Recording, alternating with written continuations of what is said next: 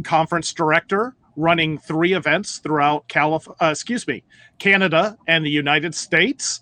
And we'll be introducing her in just a second. And you may recognize Miss Leslie Hughes from our last broadcast. She is a personal branding, marketing, and LinkedIn specialist, teaches classes on that, and we had an amazing discussion with her. So we're going to be talking today about building your brand, but primarily through speaking, through events, and how you can get your message out there to build your brand as an expert in whatever field you are. So let's start off with an introduction from Amy Ruddell. Tell us a little bit about, because today is your exciting anniversary with the company you're with. Tell us a little bit about what you do and the events that you're hosting. Okay. Well, first of all, Hans, I run 10 events across Canada and the US. Hello. Sorry, I was going by categories, not by actual number of events. My bad. No, you're right. Under 3 separate categories. But yes, thank you. Today is actually my 14th anniversary with McGregor Communications, which was formerly Diversified Communications. So I have been running the Project World, Project Summit, and Business Analyst World events since 2007. Which has been very, very exciting. I also used to run them in Australia as well. So, one of the most exciting. I didn't know that. Yes, it's true. I used to go to Australia for the entire month of June. We would do our Australian tour and hit Perth and Sydney and Melbourne. Yeah, it was incredible. And I guess one of the things I love most about the job, aside from meeting all you wonderful people, is it's just given me an opportunity to travel to places I probably would have never ever gone to on my own dime. And it's just been it's been pretty magical. I'm not gonna lie. I'm one of those people that that talks about how much I love my job, and it annoys the heck out of everyone because I actually really do.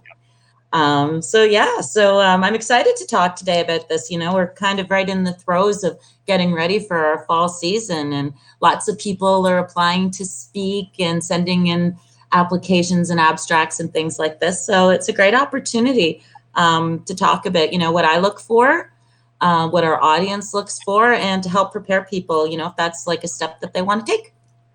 Wonderful. And Leslie is back with us. Leslie, for all the new viewers we have here, remind everyone what your area of expertise is and how you help so many people get to find out what is their amazing superpowers and how they can better represent what they're able to do. Well, just one of the many hats that I wear. I guess when I tell people what I do, the focus really is on LinkedIn profile writing. So one of the things that I love to do is really help people tell their story, stand in their value and tell their story, because that's not always easy. And Amy will get into that, I'm sure, insofar as the public speaking, Hans, that you and I do. I think it's kind of something that, to sort of share that we're all terrified of doing this. Each speaker out there is terrified. And so I help sort of people tell their story and then just build their brand from the LinkedIn perspective. Fantastic. Well, a lot of you that are joining and have become part of the new HAPS family have an opportunity to share your story, share your interest, bring in and talk with people that have something of value to contribute, because we all have our stories and we can all learn from each other. And so today, as you have questions, anything for these 2 wonderful women, please feel free to shoot it in the chat. We'll be bringing those up. And we're going to start off with something that Amy told me at one of the conference events. And that was that within about 30 seconds of watching somebody speak, whether it was on video or whether it was in a room, she knew almost perfectly what their score was going to be and how good of a speaker. How is it that you have learned that over these years? And what is it that you're looking for? What is it that really sets apart somebody who might have good content, might be an expert, but just doesn't translate that to the audience, and somebody that's really one of those exceptional dynamic speakers that you love to book at your events? I think first of all, the most important thing is that if this is something that you want to do and you have a story that you want to share, you have to be passionate about it. You can't just think, this is just something I want to check off my career list. I'd like to speak at a conference. No, you have to be really, passionate is the best word to use about your subject matter and why you want to be there. And I find the best speakers are the ones who are really there to teach, who are there to share their story, to help the audience, improve in ways, not, just to sort of, I mean, we all see speakers, and we all have seen them, and I get pitched by them quite a bit, who they have sort of like a standard speech that they can sort of direct to any audience. And, I'll get the emails that say, hi, Amy, is your project management audience looking for communication skills? And, they'll send it off to like HR people or whatever. They're not really invested in the group that we're providing the audience for. The ones that do best and resonate the most are people who care about what they're talking about, who care about their community, in this case, project managers, business analysts, administrative professionals, and really feel like they have a story to share. They bring a lot of charisma and excitement to their talk. They're excited to share what they have, and in turn, that makes the audience very excited about what they want to share or what they want to learn. So those people who have that, and that's why they're in it, are the ones who win it, because their aim is true. You know what I mean? Absolutely. And you run some really diverse events. Tell us a little bit about your audiences, because when the audiences, like, they're paying often a significant amount of money to attend. They're taking time away from work, which means they just have to make up the work, because we never truly get real vacation. Yeah. What is it that audiences are generally looking for? And then how does that translate to the speakers and people providing the content? And the reason I bring this up is a number of the people that we have who've popped up in the chat have their own shows. They're building their brand and their audience. What is it that they should look for to better connect with the people who are coming to them for some valuable information? Okay. You know what? People want to have fun while they're learning. They don't want to be spoken to. They want to be part of the conversation. And, because I've been doing what I've been doing for so long, I'm very familiar with all the different speakers that, typically, we use a lot of the same people because they're just fan favorites. So I'm very familiar with their approach and their presentation styles. But it's really to make sure that you're not talking to the audience, you're talking with the audience. You're creating a conversation. You're making people feel comfortable in the room, that they're going to put up their hand and they're going to ask a question, or they're going to, engage with each other, which is, vitally important at these conferences and things like that. So I'm not going as far to say it's edutainment, because obviously there has to be value. You're not going to spend $1,500, $2,000 to come to an event to just sit there and go, You could go to a comedy club for that. But, at the same time, you want the material and that you're presenting and offering to them to be really engaging and capture their attention and inspire them and motivate them. And, I think that's done by bringing a great sense of humor to your presentation, a lot of energy, and, listening skills, and being really intuitive to make sure you are capturing the audience and you can see that they're relating to you. Absolutely. Well, and in these events, there was probably the most diverse group. We had people who were very technical, very tactical, and here's how you do it. Here's practical. And then we had, some of our favorite people that were showing how bartending relates to project management, or singing opera in the middle of a keynote speech, and with just wild theatrics, keynote speakers showing up dressed as Wonder Woman. So one of the things you're looking at is kind of balancing that level of content. Tell us a little bit about being true to yourself. Like, I could never dress in a Wonder Woman costume. Let me just say, nobody wants to see me in a Wonder Woman costume. How do you find that people are being genuine to who they are. And then I'd love to have Leslie chime in on being true to yourself and tying that into your strengths and your brand building, so that we're not trying to copy somebody else. We're trying to do something that has value. Okay. I have actually a good story to tell about this that'll sort of demonstrate that. When I first started running the events, my predecessor would always be the person who got on stage to, like kick off opening remarks, welcome the crowd, introduce the keynote speaker. Now, he had years of experience in project management and business analysis. He knew the ins and outs of everything. He knew what was going on within the industries.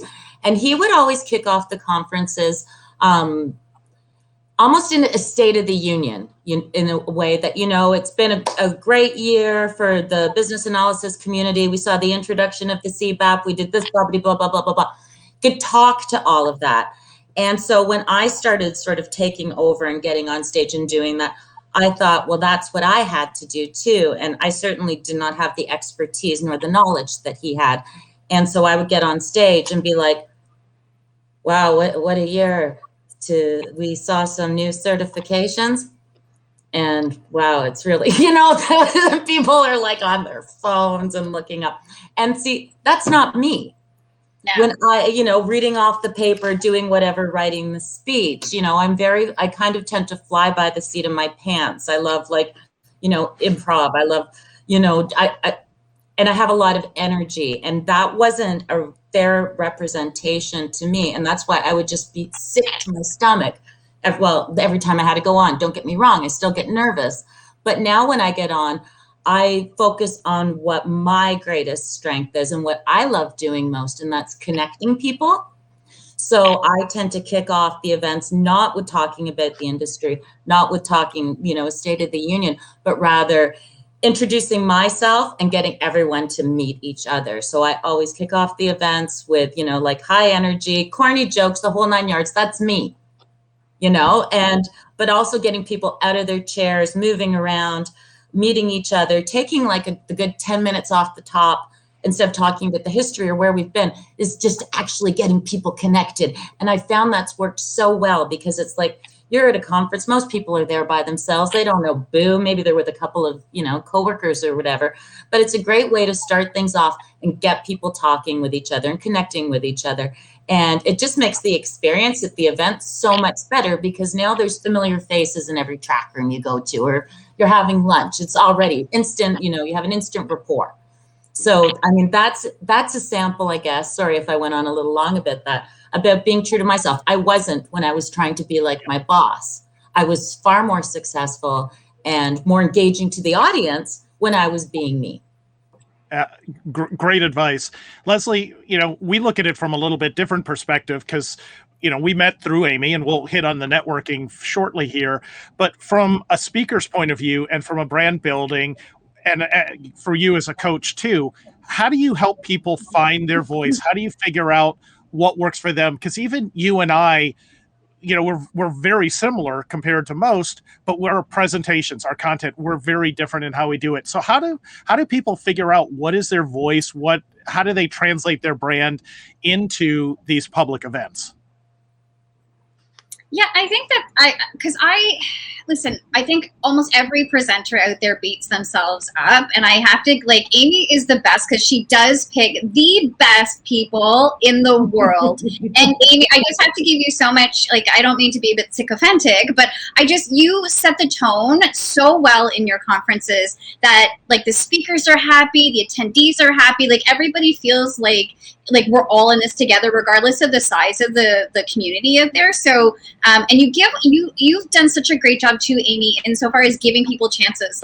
I had done a little bit of speaking before, but because of Amy, I'm able to dial up even more. And Hans, this, and she's given so many of the speakers on her, in her sort of in camp, in her group of the speakers that she's got too, and some of them have gone as far as doing big keynotes, right? So Amy's really empowered a lot of people. I just have to give her the kudos for sort of giving people an opportunity and then allowing them to sort of step into it and step into that value. So thank you, Amy. So I think the other part of it is, and to your point, Hans, is we all have a very different style. And I will continue to pick myself apart for talking too fast, giving too much information, being a little bit too, like, I mean, I've had one feedback form said she seemed a little manic.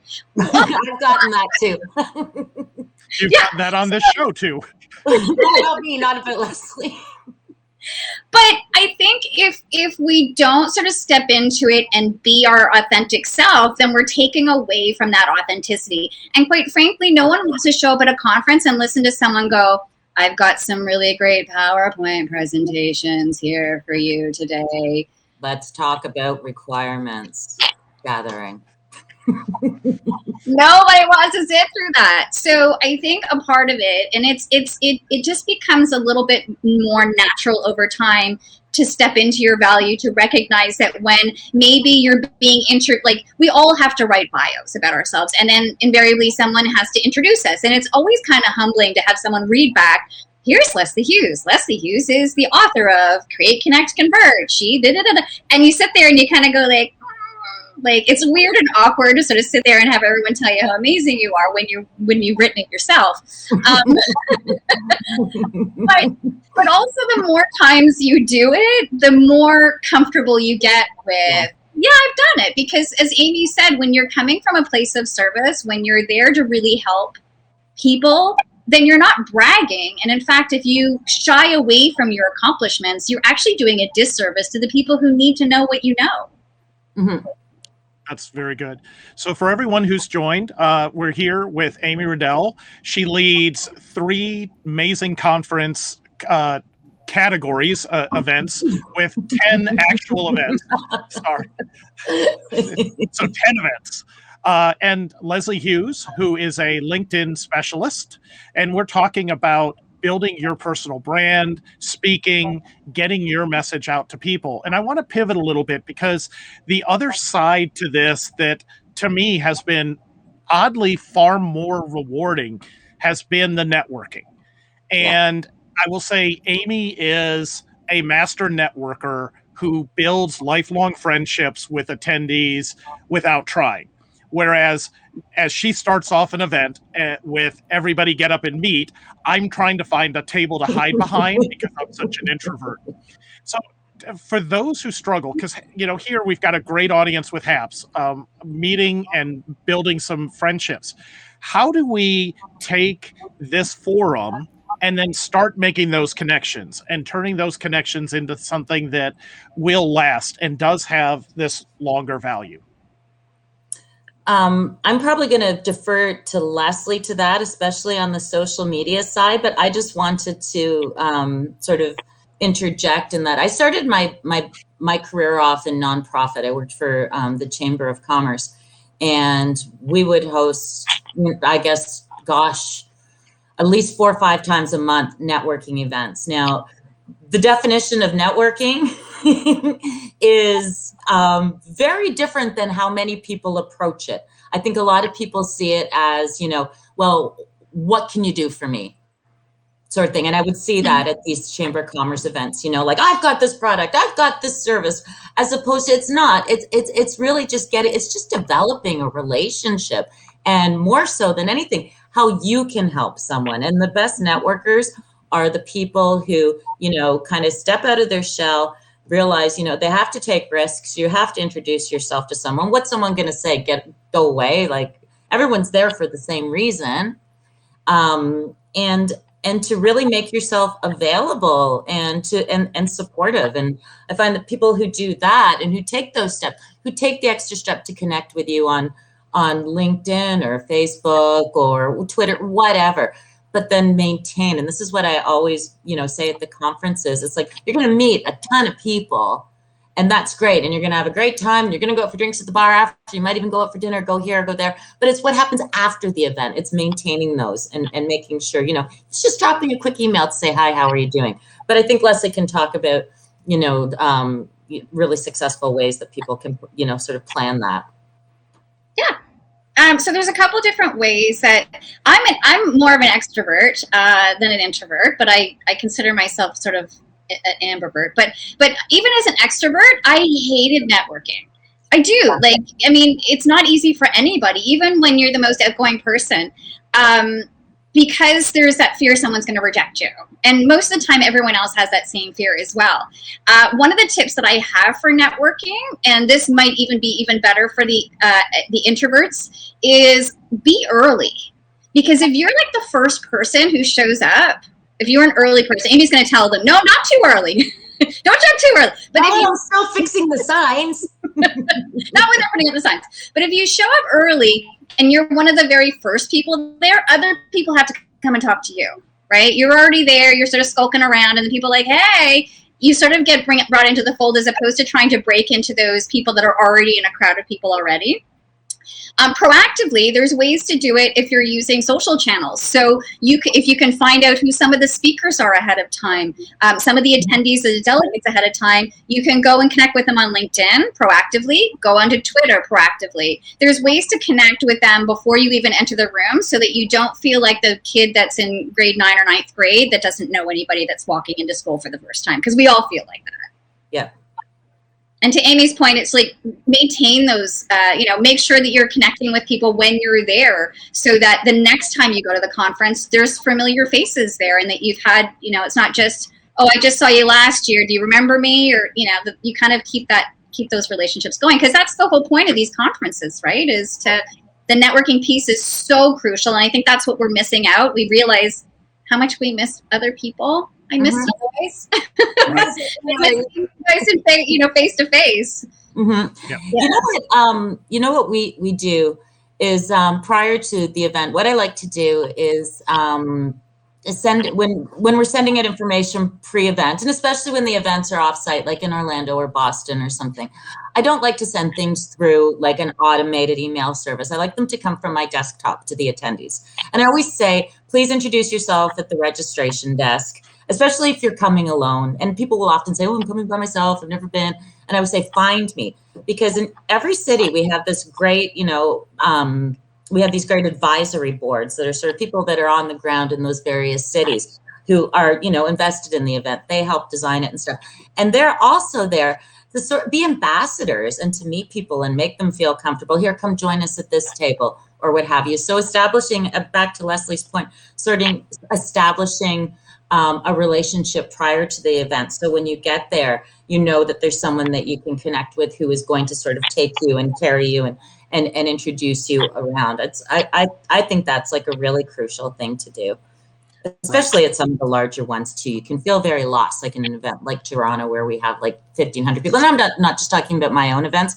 I mean, any of us who go to conferences, like if you're going to like, I don't know, BBC or some, regardless of where it is, it can change the experience for you 100% if you do a little bit of homework and sort of, especially if you're a bit of an introvert, and make sure you establish some, key people there that you can connect with and they can help you, sort of transition into that whole thing. Because once you have that one person, then you kind of like go like Hansel and Gretel sort of through the conference. Yeah. You sort of like have your little sidekick, and then it's so much easier to break into other conversations when you have your sidekick with you. Yeah. And just even kind of going back to the LinkedIn thing, most speakers, we want to build an audience, right? So we're open to connecting with people. So just be sure to send a personalized connection request. Hey, I see that you're speaking at Project World, whatever conference. Talk to the speakers. More often than not, we're not just there to do our presentation, and then especially at Amy's, we all kind of love to hang out with Amy, so we stick around. She's like, oh wait, get rid. No, no. We all want to hang because we have so much fun there. Yeah. Amy has the best conferences, hands down. Well, and that's what I want to try and translate for our audience here and the people who will be watching the recording later is. We want to try and create that same feeling that Amy has created at her events. And it even happens in the virtual events. So this isn't just an in-person thing, which is, it's kind of effortless. She starts off by being warm and inviting and getting people not to pass off business cards, but to say hi and share something interesting.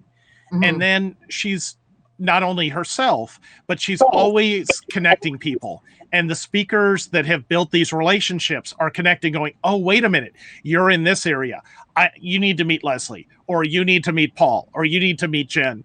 And it really builds these lifelong friendships. We have, a few people who are watching and in the comments are people that I have become good friends with because of these events. And even in some ways with the virtual events, there's a discussion going on. So it doesn't have to be that script. Instead, it's just hanging out, making yourself available, and talking about it. So for everyone who's viewing, if you have questions, if you have stories, if there's things that we can touch on that would be of value to you, let us know. If anyone wants to reach out and connect with Amy and Leslie, you can always do that through myself as well, or, follow them as well. But what I want to do is, it's hard to translate how you build that audience and community. And that's really what I'm trying to help people get across. So what are some ways, like you said, it's just simply talking about something that you thought was interesting, or saying, hey, do you know somebody who, how do people help build that just effortless community around their brand or their event or their channel? Leslie? as long as the communication doesn't come out, keeps cutting out on me. So I think, one of the things that I do, and I know you do that too, Hans, is that we invite people that are participating to join us. We kind of, to build your brand in this example, like, with this kind of promotion that you do for this kind of forum that you've got here on HAPS, you and I both promoted it ahead of time. I mean, I couldn't get over some of the feedback that we got when we spoke together, and that was reshared, and then people watched it and so forth. So, you have to kind of do a little bit of self-promotion in a way where you're sort of like excited about, again, giving value. You're not bragging when you're giving value, and you're really thinking about your audience. So you promote it ahead of time. You ask people at the conference. I'm often saying, hey, join me on LinkedIn. Here's my URL. I try to get everybody in the room to join with each other on LinkedIn, because that's my channel of choice, right? So, if you can use these networks, the networks, like all different networking opportunities allow you to build a bigger audience and then parlays into, again, more people are following you, and the business opportunities. To your point, Hans, the networking opportunities I've had at conferences have almost always led into business opportunities. And it's not because I'm shelling out, hey, want to buy my stuff, but really, I want to be of service, and I have, I'm willing to help you. And they almost always turn into business opportunities for me as well, in addition to just the speaking part of things.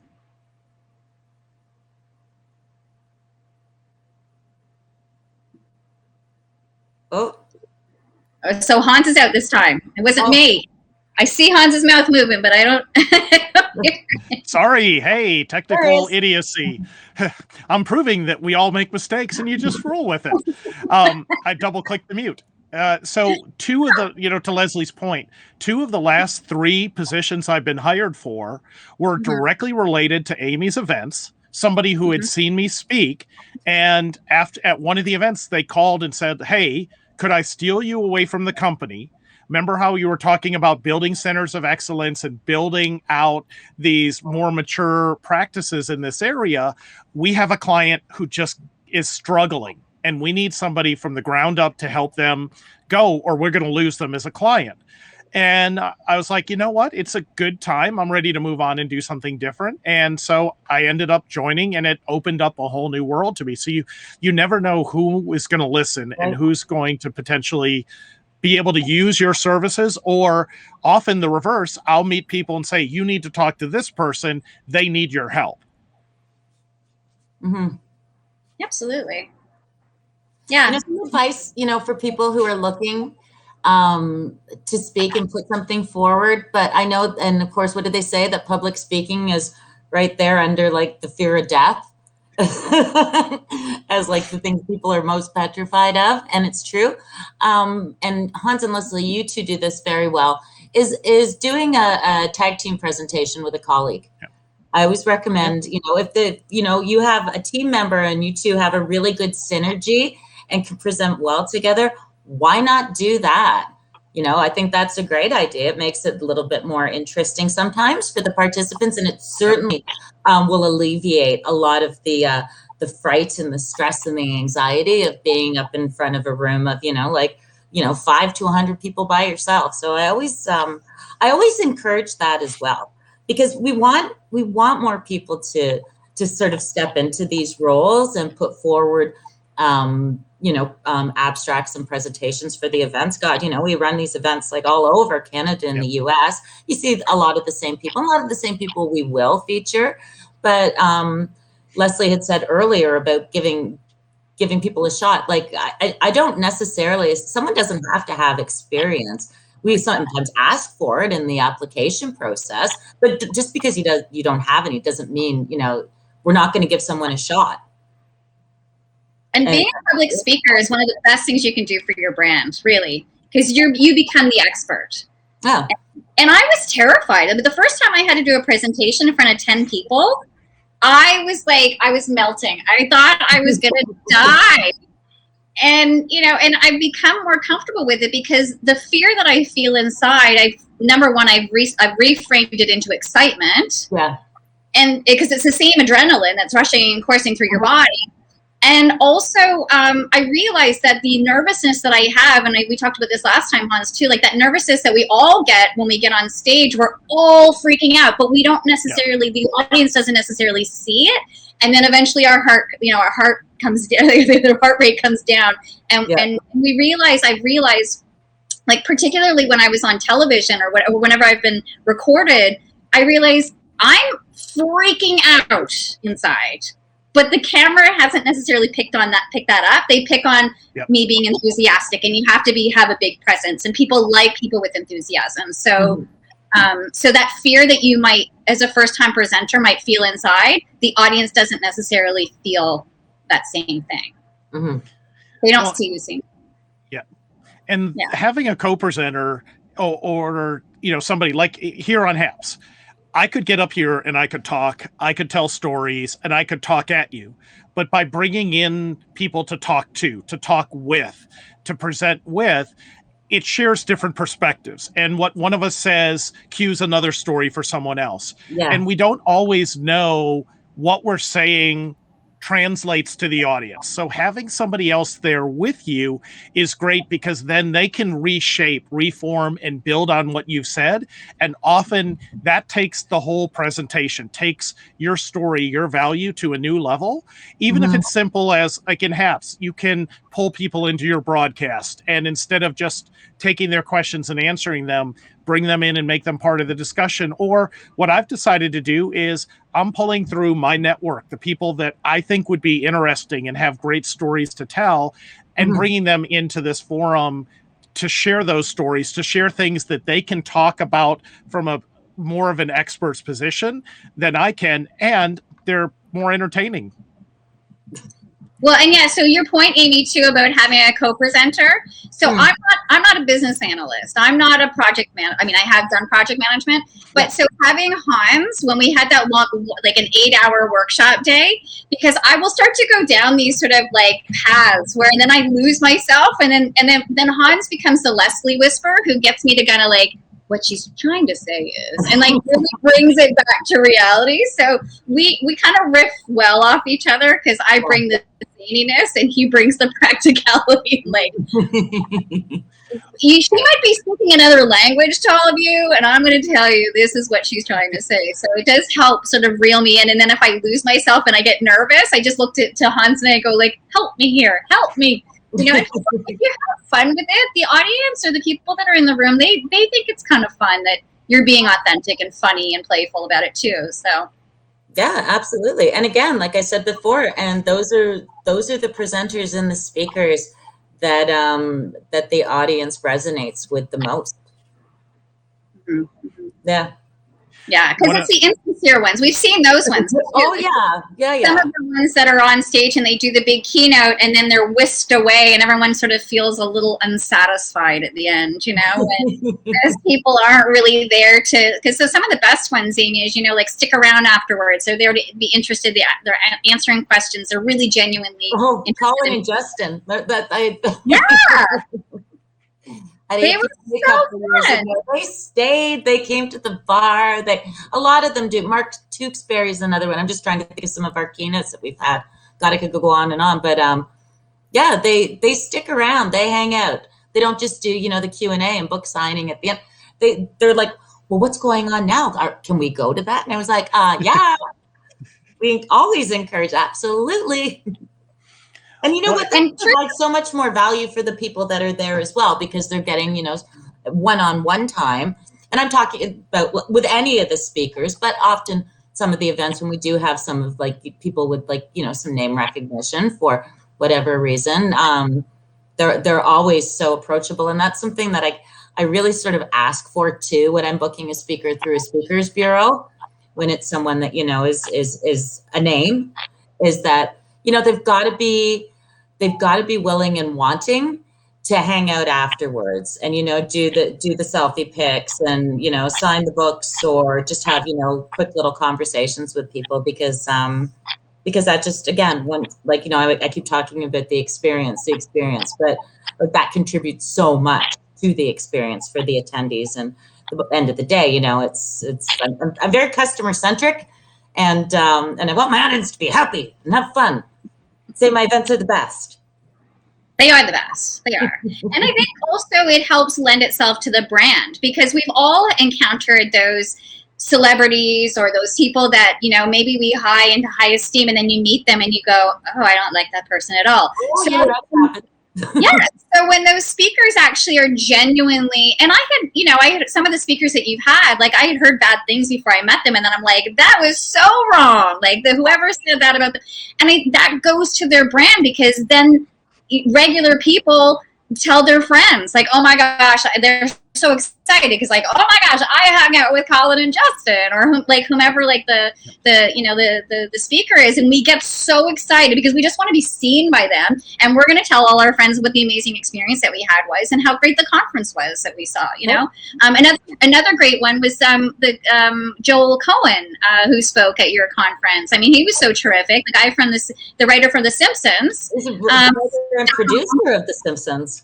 Yeah, writer and producer for The Simpsons, stuck around, hung out. You know, he was so engaging and so lovely, and so funny, so funny, and so self-deprecating. Oh my God, yeah, just awesome guy. Well, and AJ brings up, and AJ's another one of our fellow speakers, and from we call it the cult of Amy, the circle that connects. No, we don't call it that. Well, we do, you don't.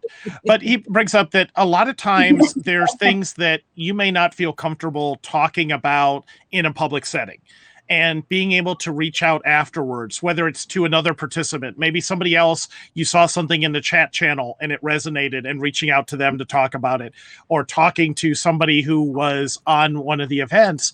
And most depending on the quality of the event, and this is why we keep bragging about Amy's events and why I have her on the show, is she really does a great job of filtering and making sure that people genuinely are there to help, which means we're hanging out in between sessions. We're hanging out until they kick us out of the ballroom and just chit-chatting about the same stuff, and anybody can come over and talk about it. Or sometimes we might get up and move to a private table to talk about something that maybe they're not comfortable addressing in public. And that's really, I'd say for our audience here, there's two big lessons. Look for sincere and genuine channels. For the most part, I've seen that in HAPS. The people here are genuinely trying to share and help and build a community. So look for forums, look for events like Amy's that give you that opportunity.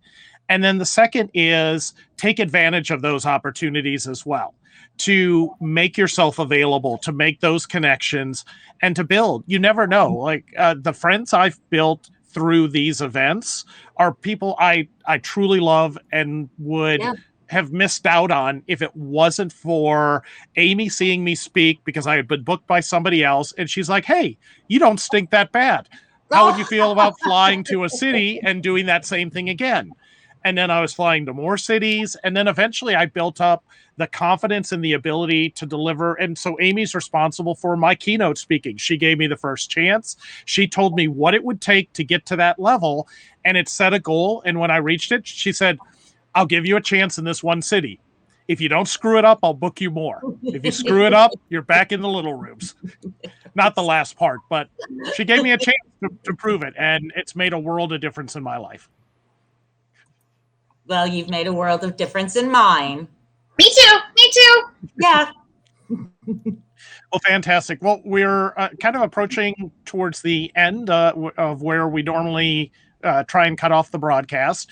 So let's end with a little fun. Again, if anyone has any last questions, anything you want us to bring up, please, we're more than happy to answer them. We don't have a hard stop time. But what are some of your favorite memories or favorite stories around speaking or networking?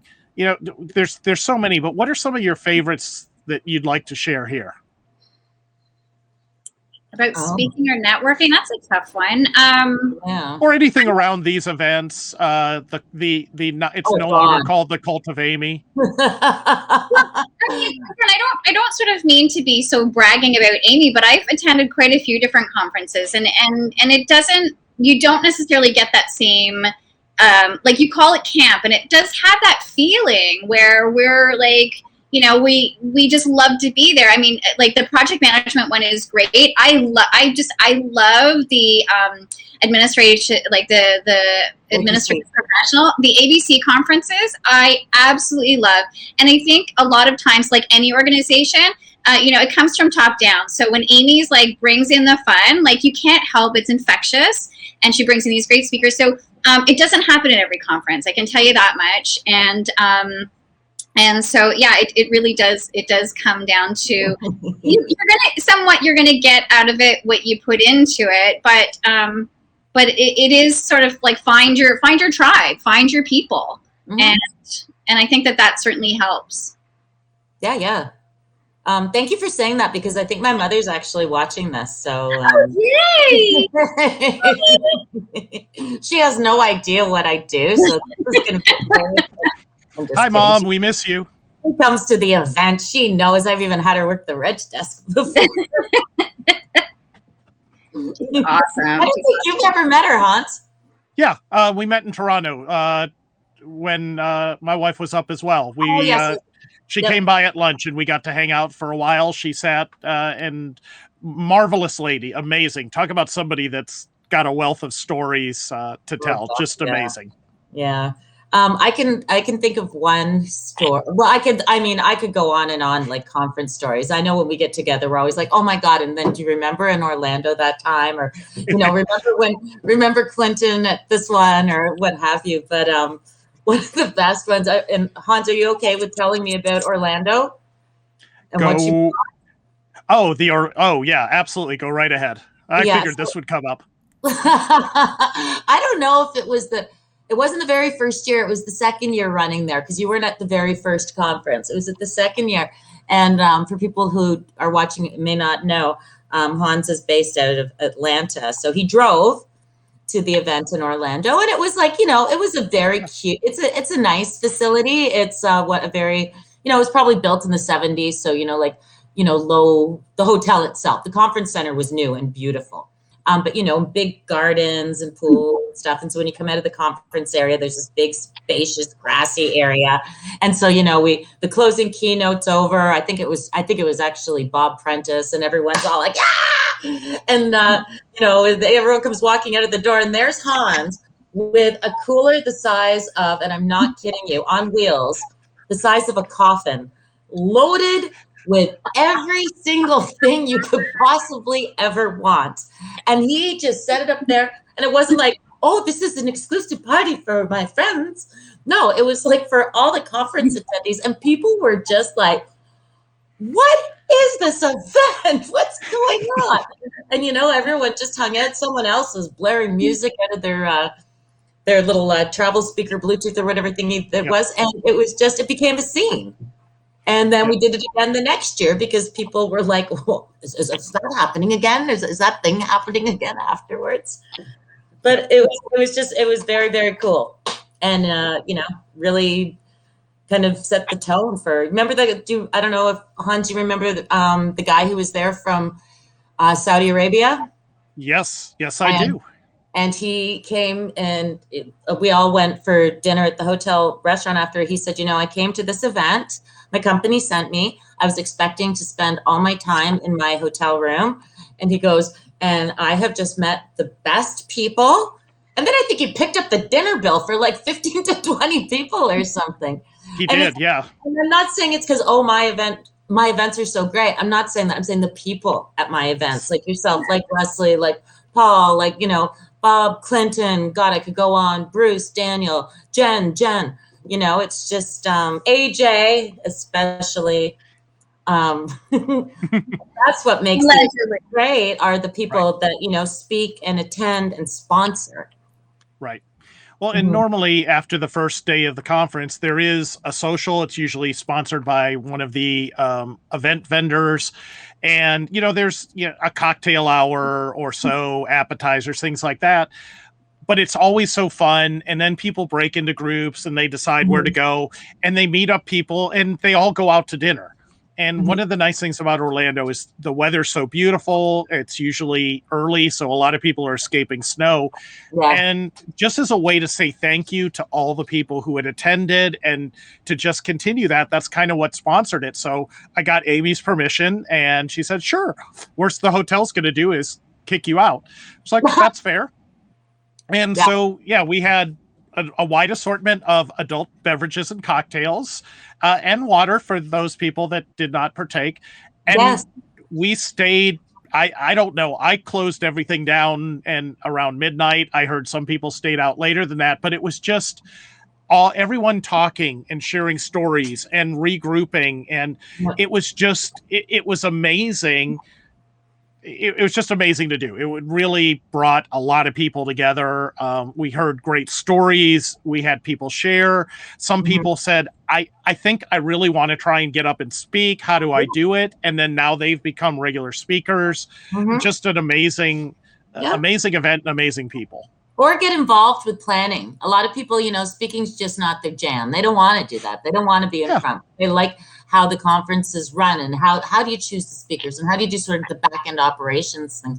So a lot of people who participate on our advisory boards, as I said earlier, we have 2 in every city, have been people who came up after and pulled me aside and said, how can I help with this? I really want to be part of this. And that's, and that's paramount as well. Like it's, our advisory boards in every city are, just have everything to do with the success of the event as well, because they're on the ground promoting it and on site being the ambassadors. So we don't ever want to leave them out. You were an advisory board in Atlanta.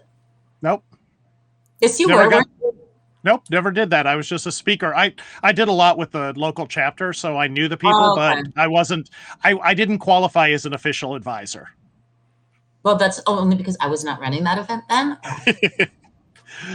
Well, we're hitting. Go ahead, Leslie. Sorry. And then there's also the volunteers. The volunteers. Your volunteers at your event. Yeah. And that's a nice way if someone, say, like a small business owner who doesn't necessarily have the budget for the entrance fee or something like that. They get to come to the event for free. They introduce the speakers, and a lot of them, from doing their introductions and things like that, they're honing their skills doing that. So that's another option for people breaking. Okay, you don't think you're ready to do something quite like a full-on 60-minute conference session? Why don't you try volunteering, where you're, it's still in front of the crowd, but you're opening it, you're introducing the speaker. That's always a good way to hone the craft. I can't believe I just used that word. And I sound like an 80s actress. But just get comfortable being in front of a group of people. Yeah. And then again, if I can just sort of, my last thing is remember to share these things as sort of humble brags on your LinkedIn profile of even if you're not speaking, the fact that you're attending conferences and you're showing people that you are invested in your career and all that other stuff, it helps your brand. It helps people see you as a thought leader. Yeah. Well, I want to really thank Amy and Leslie for giving up part of their evening to share their tips and thoughts. If you like them, let us know in the comments. Definitely happy to bring them back. You're getting a glimpse of what it's kind of like to be at some of these events. And the teamwork and the stories, and it just builds. There's just so much that I'm hoping that you were able to learn. I've learned a lot from both of these wonderful women, and hope that you did too. Anything you want to share in close? Either of you would like to share in closing? Go Lancers! Go Lancers!